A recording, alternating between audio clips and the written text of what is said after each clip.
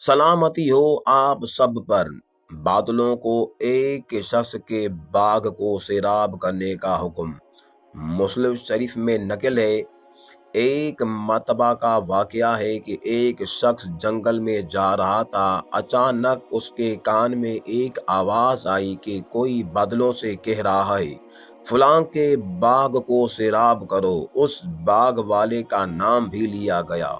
चुनाचे उस बादल ने वहां से हटकर एक पथरीली जमीन पर जाकर खूब मूसलाधार पानी बरसाया।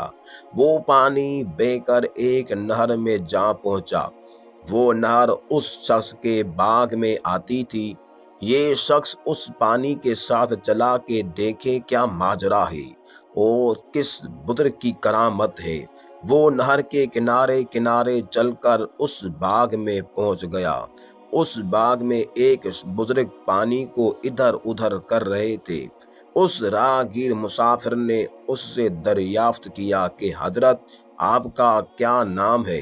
उस बुजुर्ग ने वही नाम बताया जो उसने बादलों में से सुना था।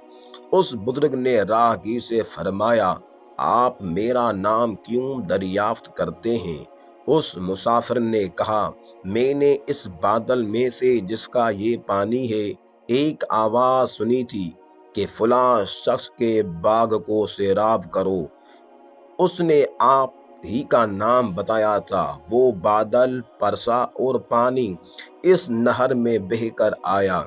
इस अजीबो गरीब वाक़े की तलाश के लिए मैं पानी के साथ साथ आया कि मैं चलकर मालूम करूं कि वो कैसे बुजुर्ग हैं।